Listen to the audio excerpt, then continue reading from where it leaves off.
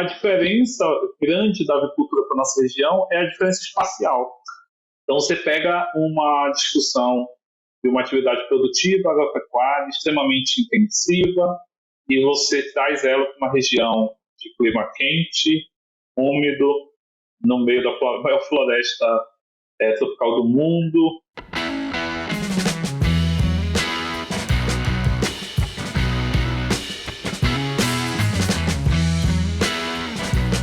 Olá pessoal, bem-vindos, bem-vindas ao Aviário Podcast. Eu sou Catarina Stefanello. Hoje eu converso novamente com o professor Dr. Fernando Barbosa Tavares. O professor Fernando é zootecnista, mestre em saúde e produção animal e doutor em ciência animal e trabalha na Universidade Federal Rural da Amazônia. Eu quero lembrar a vocês que nos acompanham que nós temos um episódio gravado com o professor Fernando, né? Foi em fevereiro do ano passado. E lá o professor começou contando muito da sua trajetória, né? Então, se vocês quiserem conhecer um pouco mais do trabalho do professor Fernando, vocês vão encontrar nessa gravação. Professor, obrigada novamente por aceitar o nosso convite, né? Pela sua disponibilidade, pelo seu tempo aqui conosco. Muito obrigado, Catarina. É sempre um prazer estar aqui com vocês, né? A gente sempre tenta contribuir com o podcast, a gente acompanha também, né, os colegas que participam lá, então a gente fica até lisonjeado de estar aqui hoje, mais uma vez, contribuindo, participando, e eu acho super interessante, super acessível a ideia, e a gente acha bem legal participar. Obrigado, viu? Imagine ter à disposição uma solução que combine rapidez e interpretação personalizada para gerenciar os riscos das micotoxinas em sua empresa? A Pegasus Science é a resposta. Realizamos a quantificação em tempo real das principais micotoxinas, promovendo decisões mais assertivas, resultando em um gerenciamento macroeconômico e sustentável. Que bom. A gente está em regiões diferentes, sempre um tem curiosidade para saber como que funciona na região do outro, né? Então a gente vai trocando ideia. Anteriormente, professor, você nos contou muito sobre a avicultura da região norte, região amazônica, né? E nós falamos um pouco sobre o uso de recursos e também os potenciais ingredientes disponíveis aí nessa região específica de vocês. Eu lembro que as pessoas vieram falar muito comigo, assim, muito interessadas, né, nos assuntos que nós conversamos lá no início do ano passado, o que nos leva a querer mais, né, professor? Então, desde essa nossa última conversa lá, um ano atrás, professor Fernando, quais foram os novos desafios ali que surgiram para a avicultura ali na região amazônica?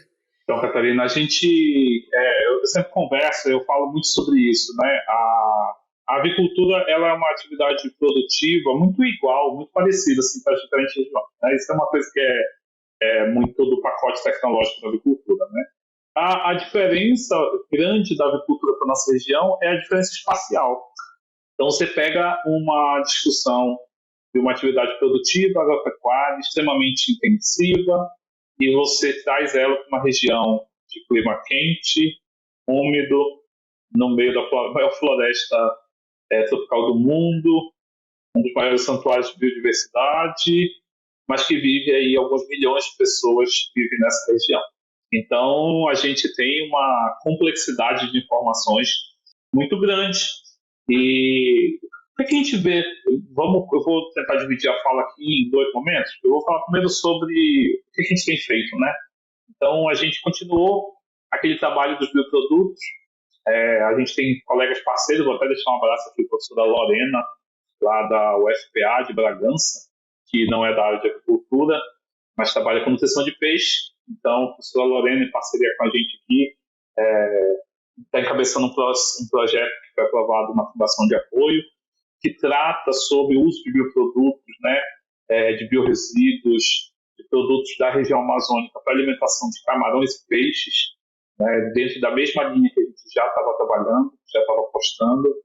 E aí a gente desperta, na verdade, interesses muito promissores nessa linha de pesquisa, né? A gente também está agora, nesse momento, submetendo projetos para 2 editais também regionais aqui, que tem essa temática, né? E a gente avança, e aí são avanços incríveis, né? Porque quando a gente fala muito na avicultura, a nossa cabeça convencional, formada nas escolas convencionais, tradicionais, né? Ela nos fala muito de custo, de preço e de desempenho. Assim, é o nosso mote, né? A gente vai fazer experimento, a gente vai falar ganho de peso, consumo de ração, o fator econômico, é o que nos interessa. E a gente esquece que a gente está tratando de um animal, que a gente está tratando de um produto muito mais complexo. Então eu estou tentando finalizar agora uma primeira bateria de experimentos com digestibilidade, metabolismo, para uma caracterização básica dos bioprodutos, né? Principalmente os resíduos agroindustriais que são produzidos na Amazônia. Mas a gente pensa nessa sequência ir para algo mais específico, né? A gente pensa assim, que os óleos, o resíduo de óleo que fica depois da extração, ele causa algum impacto sobre a saúde intestinal desses frangos? Ele causa efeito metabólico sobre a saúde desses frangos? Como é que isso interage? Será que esses óleos que na medicina tradicional amazônica são usados como antimicrobianos, né? E a gente já fez um trabalho nesse aspecto, com os óleos com efeito antimicrobiano. Será que esses óleos, essas tortas que são resíduos da extração do óleo, ela não deixa o efeito antimicrobiano? E aí a gente vem, né, nessa linha, e ainda trazendo muita novidade que a gente acredita que vai trazer resultado não para agora, mas para daqui a alguns anos. Né? A gente também, eu vou abrir espaço para falar de uma outra parceira minha bem grande, que é a professora Luísa Helena, da área de Ciência e Tecnologia de Alimentos, e ela está trabalhando, a gente está propondo um projeto agora com cogumelos regionais. Parece um negócio meio estranho, né? Mas você imagina que o bioma amazônico, com toda a diversidade que tem, os índios já cultivavam cogumelos para a alimentação deles.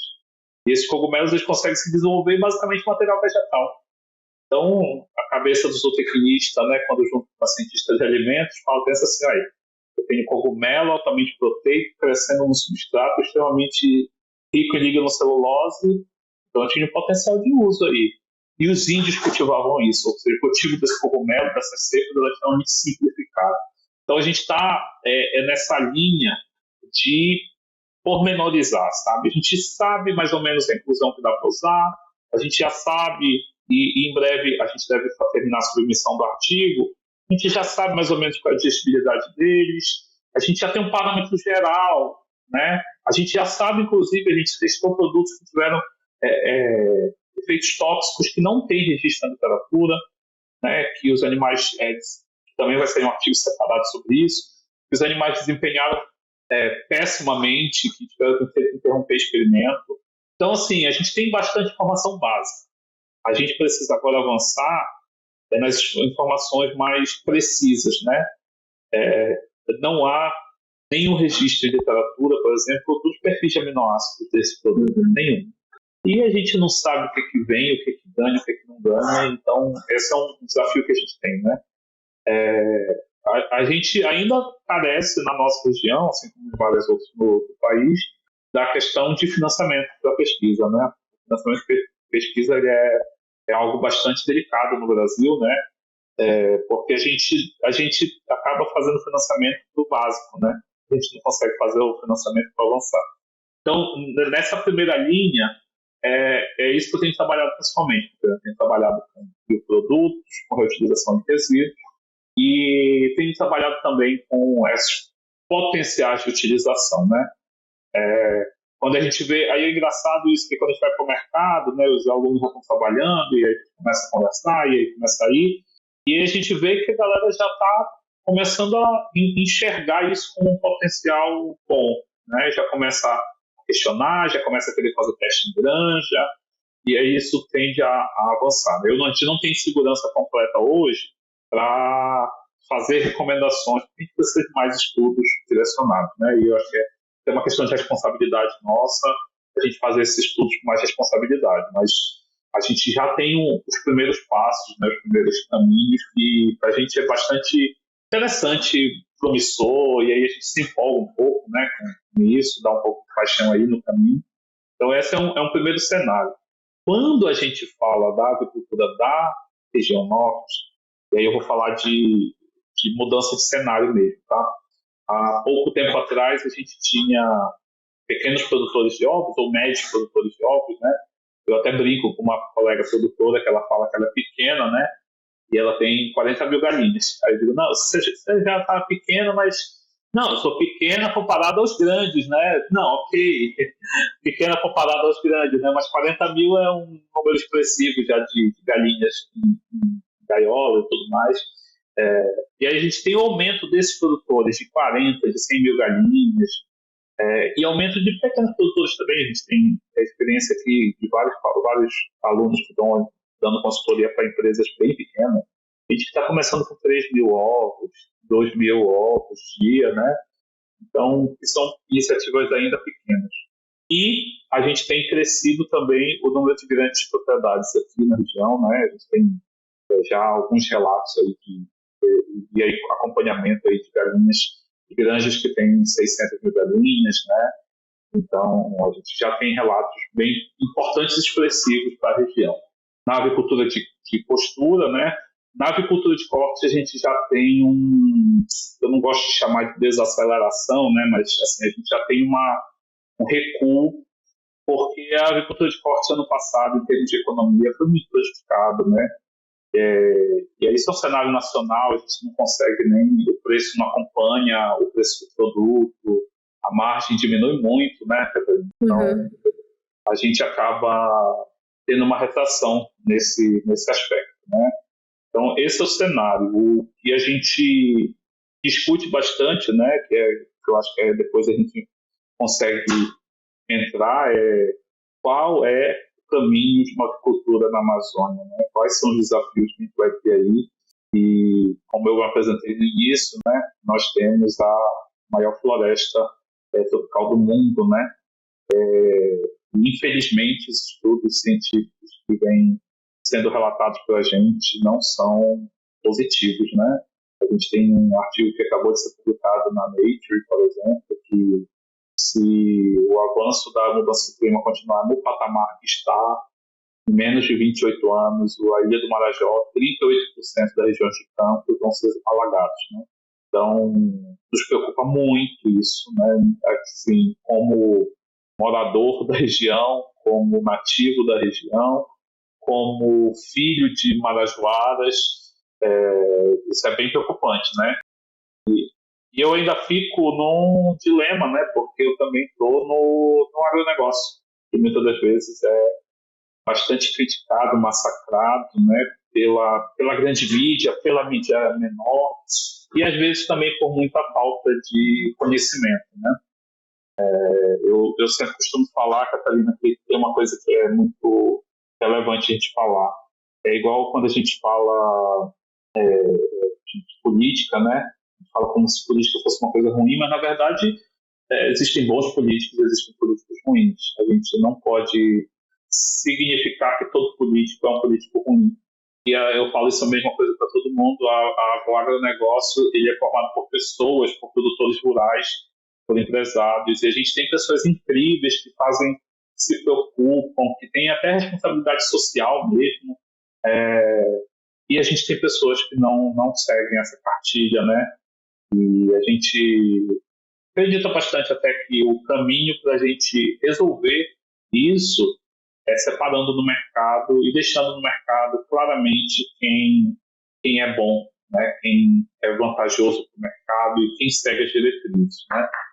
Agora, eu falo para vocês assim que não é fácil ser produtor de animais, não é fácil ser agricultor na Amazônia, né? Por N desafios, assim, logísticos, estruturais, que a região ainda sofre um pouco, né? Ao longo dos anos. Então, falando assim desse primeiro cenário, eu acho que isso eu queria mesmo deixar essa mensagem marcada, porque eu sou professor, mas assim, eu convivo muito com os produtores, né? E eu conheço a realidade de vários deles, e eu sei que o quanto sofrem no sentido da crucificação pública para a questão ambiental, entendeu? mesmo estando legalizado, mesmo cumprindo todos os requisitos, ainda sofre uma perseguição nesse sentido. Eu acho que a gente vai ter que falar sobre isso hoje, professor, porque depois de tudo isso que você fez a gente refletir, né, não dá para deixar de falar de impacto de mudanças climáticas, né?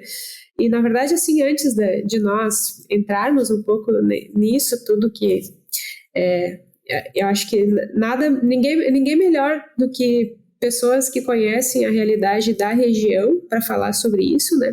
Mas que vão te encontrar depois de um ano para você nos atualizar também, né? Falar sobre essa importância da produção, né? Como que isso tem impactado ali e também falar muito daquilo que é a nossa inovação, né? Porque falar dos ingredientes que vocês testam ali falar muito da inovação, né? Que a gente produz aqui no nosso país. Recentemente o Brasil foi formalmente, né, confirmado como sede da COP30, né, que vai ser realizada em Belém em 2025. Para quem não está aqui assistindo a gente, escutando a gente, não tem familiaridade sobre o que vai ser tratado ali, e por que isso é tão importante, o que vai ser tratado nessa conferência, você poderia começar, né, falando sobre o que vai ser tratado, como que isso impacta nós, como que isso impacta ou envolve vocês diretamente, como pessoas ou universidade. Então, Belém, a gente está respirando bastante esse clima da COP30, né? Porque Belém vai ser a sede da COP30 no ano de 2025, né? A COP30 acontece em novembro de 2025. E aí, o que é a COP30? Né? A última COP30 agora do ano passado, ela aconteceu em Dubai. E a COP30 ela é uma grande reunião que vai estabelecer os protocolos sobre as questões climáticas para o mundo, né? E cada vez mais a gente sentia a necessidade, né, de que isso viesse para cá a discussão. Porque, assim, é muito fácil para quem não está na Amazônia querer definir diretrizes para as regiões como a região Amazônia. Então, o governador e o prefeito da cidade, a COP vai ser realizada em Belém, que é onde eu moro, né? E assim, a gente discute muito sobre essa realidade, sabe? Essa realidade no sentido de vivência. Quem sabe o que é melhor para a Amazônia? Quem mora na Amazônia, né? E aí eu sempre faço esse paralelo em sala de aula com meus alunos, porque os protocolos ambientais são tão importantes, né? O protocolo ambiental ele vai nos dizer assim, olha, não pode mais aumentar as áreas de produção na Amazônia, a legislação brasileira precisa ser mais rigorosa, na Amazônia os protocolos climáticos, né, de emissão de carbono eles serão diferentes, as metas da Amazônia são diferentes, enfim, ele vai definir protocolos que vão ser usados no mundo, né, referências, e gera os acordos entre os países. E aí esses acordos são a chave do negócio, porque vê como é maluco, né? A gente imaginar que na Amazônia a gente tem um potencial de exploração petrolífera na foz do Rio Amazonas. E é muito complexo para a gente, enquanto amazônida, alguém dizer que simplesmente não pode explorar petróleo na Amazônia. Porque na sociedade capitalista que a gente vive, nós queremos desenvolvimento econômico, para melhorar o social, para melhorar o desenvolvimento da nossa família. E, ao mesmo tempo, eu mesmo, como amazônida, não concordo da exploração do petróleo na região da foz do Amazonas. Então, a gente tem uma questão que eu acho que é muito válida, assim, que é a questão do local de fala, né? O local de fala da Amazônia ele precisa ser muito respeitado. A gente deve ter grandes desafios para receber o evento em Belém, muitos, estruturais mesmo, né? É um evento que traz aí centenas, literalmente, de países. São quase 30 mil pessoas que vão passar por Belém nesse período. E mais do que a quantidade de pessoas, é o tipo de dinâmica que vai acontecer na cidade, né? Então, muito está sendo discutido sobre essa questão, mas eu acho que até os desafios que vão ser enfrentados para a realização do evento, eles fazem parte do entendimento do mundo sobre o que é a realidade da Amazônia. É muito fácil você fazer uma COP28 em Dubai, que tem a maior rede hoteleira do mundo, né? E é muito difícil fazer uma COP30 em Belém, que não tem a quantidade de leitos presidenciais suficiente. O que isso tem a ver com zootecnia? O que isso tem a ver com a Amazônia? Como a gente pretende participar disso, né? Sem dúvida nenhuma, um dos papéis que a gente vai ter enquanto universidade, e tem vários trabalhos nesse sentido já, é falar sobre o impacto que está acontecendo na Amazônia. O impacto da produção, o impacto dos indicadores de produtividade, né? E a gente tem várias discussões pesadíssimas. O governo agora, através da Federação, da Secretaria de Desenvolvimento de Agricultura aqui do Estado, está lançando, por exemplo, o programa do bezerro rastreado, né? A gente tem o Pará, é o maior rebanho, e isso é interessante, né? A gente está falando de COP, a gente está falando de produção animal, a gente está falando do Estado que tem o maior rebanho de bovino do Brasil. E uma exportação absurda de bovinos. E aí a gente está tentando se localizar onde a gente vai se posicionar e quais são os cenários.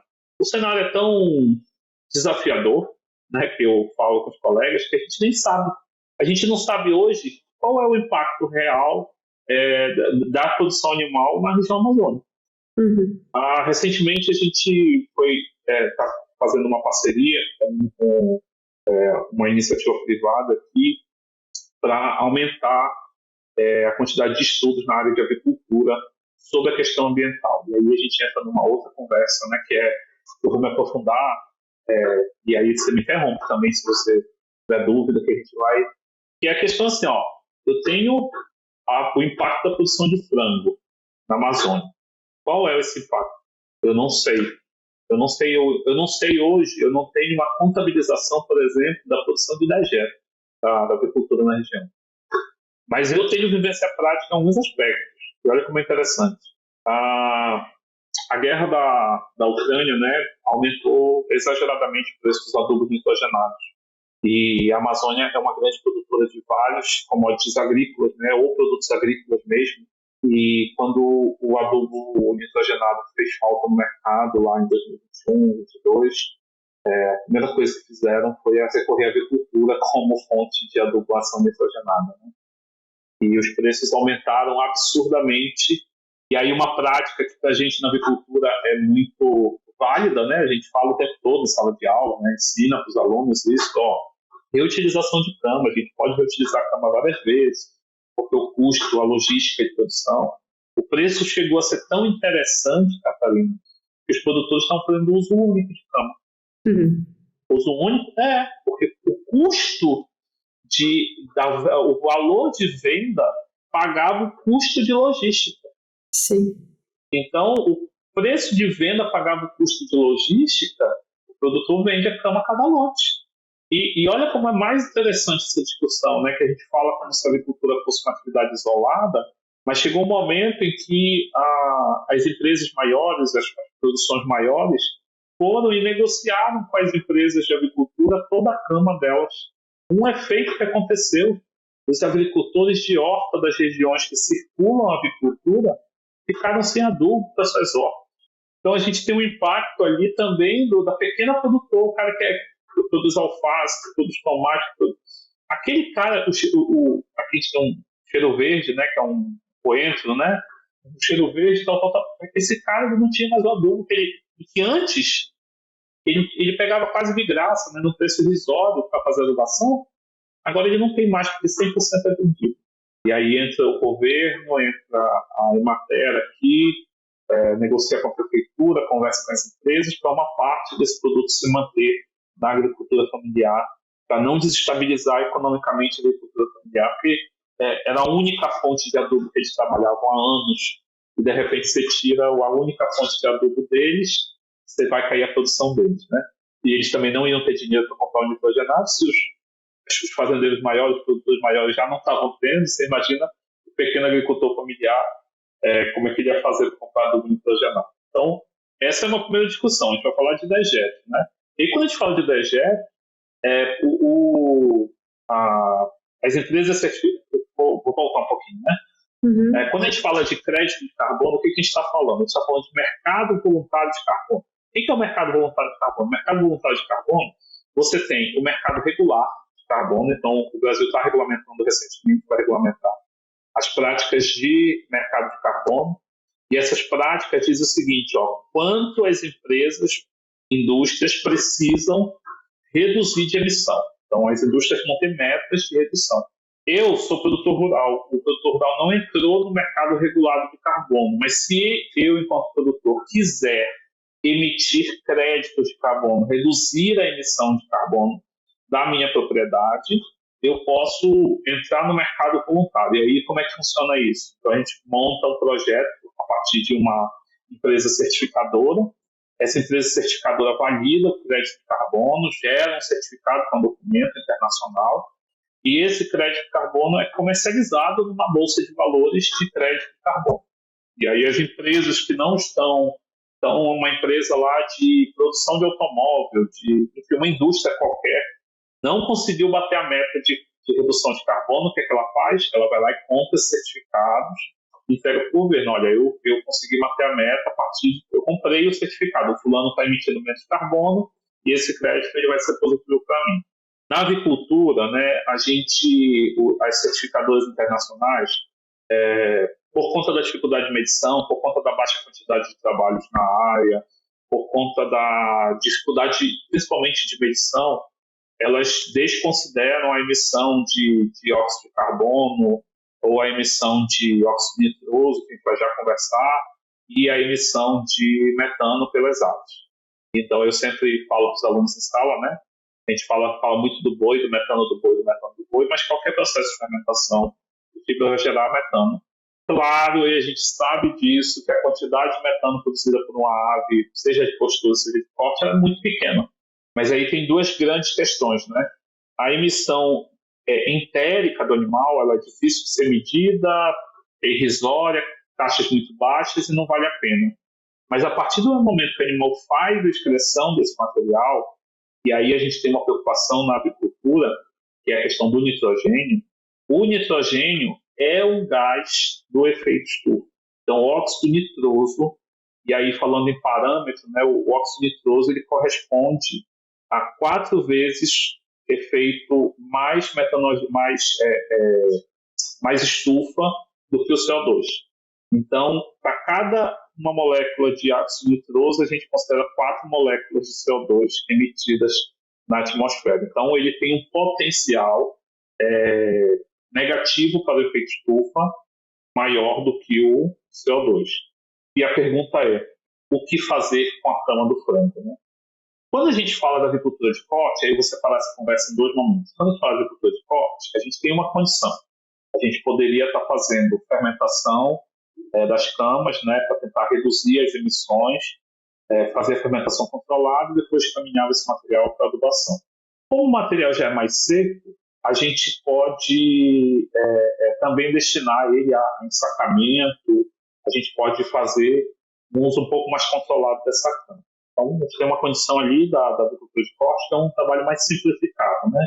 Quando a gente trabalha com agricultura de postura, principalmente quando a gente tem sistemas de gaiolas, sistemas que coletam material mais aquoso e mais puro, aí a conversa já é um pouco mais difícil, né? Porque a gente isso é uma discussão que está acontecendo e está avançando. Então, o pessoal a gente vai precisar mudar a forma de manejo de excreta dos aviários. Não dá mais para simplesmente curtir e destinar para a produção. Muitas empresas já estão começando a investir em biodigestores, né, em sistemas de fermentação para uso do biogás.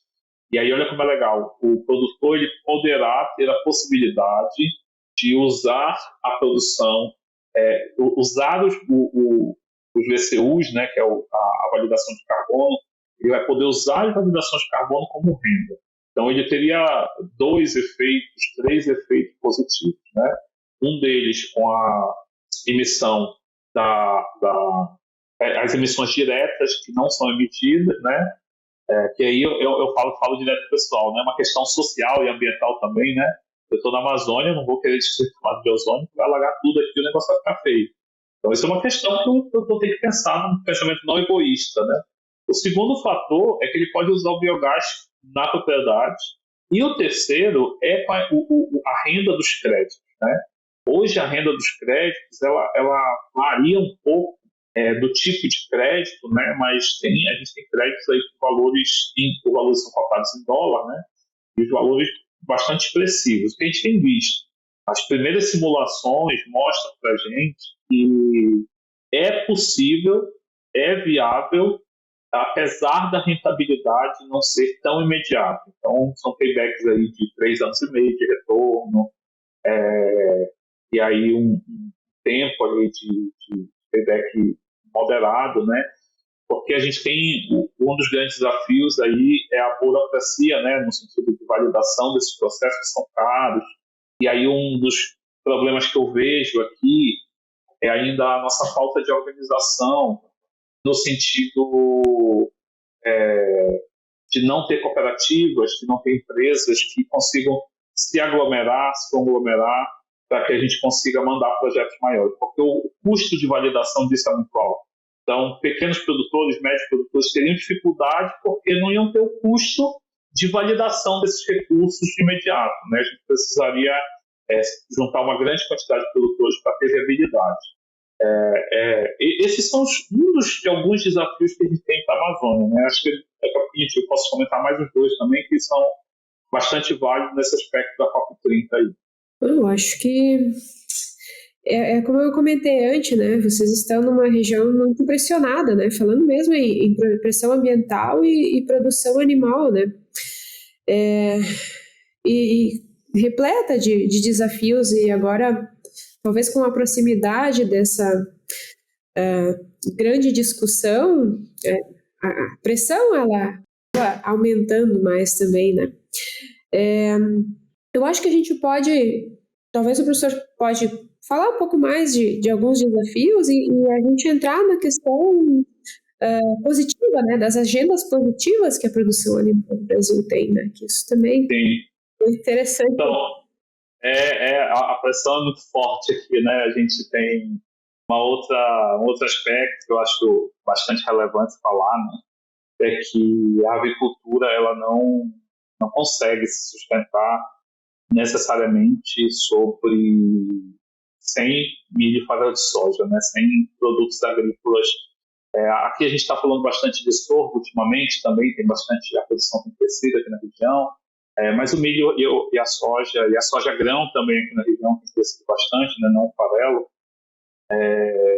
E aí a gente entra em outros problemas, né? A produção de milho, farelo de soja e sorgo, grãos de modo geral. O que o pessoal entende normalmente, Catarina? Que, falando de espacialidade, né, espaço territorial, a Amazônia ela tem, na história dela, ela tem um fluxo de migração, e a gente tinha e ainda tem em alguns locais uma pressão que a gente tem até um ciclo que a gente chama, tá? Que é o madeira, carvão, pasto degradado e floresta secundária e depois agricultura, né? O que é isso? As pessoas nas áreas de fronteira, você derruba a floresta, às vezes utiliza madeira, uma parte do material vira carvão, naquele início ali se planta milho, se planta outros produtos se planta pasto, né? Se planta pasto, entra com boi de forma extensiva, como garantia. A bovinocultura ela cresceu muito na região, muito por um aspecto de garantia da territorialidade. Então, eu tenho uma propriedade nova, eu quero mostrar que de alguma forma essa propriedade ela é produtiva, eu coloco uma meia dúzia de cabeças de gado ali e começo a criar aqueles animais. E a maioria dos produtores antigos não era a principal fonte de renda, né? Tinha outras fontes, enfim. Essa era uma característica geral da região. O que a gente vê mudança de cenário?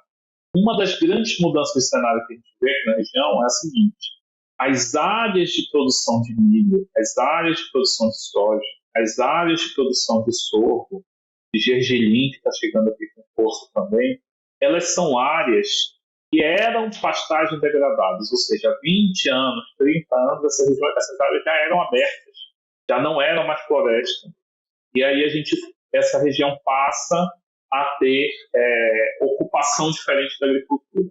E isso é um fator assim que a gente vê no dia a dia. A gente passa na estrada, a gente roda campo bastante, a gente vai nos caminhos pelos nossos estados. No meu caso aqui, na região nordeste do Pará, sul, sudeste, viajei recente aqui para o sul do Pará. Para você ter ideia da dimensão, quando eu falo para o sul do Pará, eu rodei 850 quilômetros, né, do sul do Pará para ministrar aula. Então, assim, a gente viaja e aí a gente vê essa mudança no paisagismo da região. Qual é a nossa meta governamental, a nossa meta de sociedade? A nossa meta de sociedade atualmente é desmatamento zero. Então, veja, a gente não está falando de parar a produção de grãos, a gente não está falando de parar a produção animal, nós estamos falando de parar ou frear o desmatamento, principalmente o desmatamento controlado. É importantíssimo a gente lembrar para quem está nos ouvindo que, por legislação ambiental, a Amazônia, as propriedades agrícolas da Amazônia, 70% delas não pode ser aberta. 30% da propriedade somente pode ser utilizada. Lembrar também que a Amazônia hoje é uma grande produtora de produtos alimentares que alimenta uma boa parte do Brasil. Nós somos, eu vou falar do meu estado, do Pará, mas a gente pode estender isso para mais regiões da Amazônia. Nós somos o maior produtor de dendê do Brasil, nós somos o maior produtor de cacau, somos um dos grandes produtores de coco, temos um polo de cítrus, e algumas regiões do estado também têm uma grande produção de grãos, né? Sem contar a bovinocultura, a avicultura, a produção de peixe que está crescendo. Então, assim, quando a gente fala de agenda ambiental, essa conversa, essa colocação da crucificação do agronegócio, né, dessa pressão como um agro grande destruidor da floresta, ela é muito superficial. Eu não estou dizendo, eu vou deixar isso claro para todo mundo que está nos ouvindo, eu não estou dizendo que o agronegócio é um grande salvador da Amazônia. Eu não estou dizendo isso. Eu só estou dizendo que isso é uma construção histórica que nos cabe agora enquanto sociedade. Reparar historicamente o meio ambiente, mas garantir que as pessoas que vivem aqui consigam ter renda para se sustentar. E aí isso é uma coisa interessante da COP. A gente está conversando muito, né, e propostas sobre a COP de valorização da floresta em pé. Ou seja, o produtor ser bonificado por manter a floresta em pé, né, e a gente transformaria a gente em cuidadores de floresta. Mas veja, a gente tem pessoas aqui, eu moro numa capital que tem ali alguns milhões de pessoas. E aí, a gente como é que essas pessoas comem? Né? A gente vai importar tudo? A gente vai trazer tudo de fora? A gente vai viver do quê? O nosso custo de vida já é um custo alto quando a gente compara com o resto do Brasil. Quando a gente pensa, então, na produção animal, e aí eu fico até feliz, porque, por exemplo, hoje eu vejo o ovo regional ganhando espaço nos mercados. Ou qualidade, né? O ovo foi produzido ontem, está aqui. E a gente até um pouco tempo atrás, no supermercado, só via ovo de São Paulo, do sul do Brasil, do Nordeste. Então isso para a gente já é um avanço. A gente vai ter que avançar mais ainda nesse caminho, né? E como você citou ali a questão da agenda positiva, né? Qual é a agenda positiva que a gente vai construir para a Amazônia? Esse é o grande desafio da COP, a gente delimitar os fatores da agenda ambiental, entender que essa agenda ela é propositiva e ela tem que ser positiva, né? No sentido de que os produtores rurais que já seguem a legislação brasileira, eles já preservam o meio ambiente. Ver como é interessante essa lógica, né? E eu como eu não sou produtor rural, sou professor de universidade, eu nunca tinha pensado nela. Eu estava conversando com o produtor e ele falou uma coisa que é muito verdadeira. Para que as pessoas entendam, se uma propriedade rural sofre desmatamento, independente de quem fez o desmatamento, a responsabilidade é do produtor. Então, olha só, se um produtor não tiver 70% da área protegida, se ele não proteger as áreas de manancial, ele é multado. A quem interessa essas áreas permanecerem guardadas? Ao produtor. Então, o produtor ele vira, em parte, guardião da floresta. ele vira, em parte, o cara que vai também proteger uma área da floresta, uma área estratégica da floresta, para que ele não sofra os impactos negativos da legislação. Então, o produtor ele tem essas duas pegadas, né, no sentido de necessidade de guarda e de necessidade de seguir a lei, né, e isso não tem que se discutir, a lei. Agora, como a gente vai fazer isso? E aí esse é o nosso desafio, né? A gente tem desafiado e sido desafiado bastante pelos produtores, no sentido da redução do custo de comida, de alimentação, né? O custo de alimentação da região ele é alto ainda. A gente discute, por isso a nossa linha de trabalho, né? A gente discute também bastante sobre como avançar positivamente na legalização da compra de insumos, né? Porque a ideia é que os produtores comecem também a adquirir insumos de produtores legalizados, sem problemas ambientais, sem problemas com escravidão, né? A região amazônica, por ser uma região muito extensa e por ser uma região em trechos muito isolados, de difícil acesso, a seguridade social ela é muito fragilizada. E aí, muitas das vezes, tem gente que explora o recurso humano de forma muito análoga à escravidão. Então, isso tudo... Aí, olha como é complexo o produtor, né? Eu tenho que produzir comida, que é a minha fonte de renda. Se eu não produzir comida, eu não tenho comida no supermercado. E, ao mesmo tempo, eu tenho uma preocupação ambiental, eu tenho uma preocupação econômica e social. Chega, ele respira fundo assim e carrega no peito assim, uma responsabilidade muito grande, né?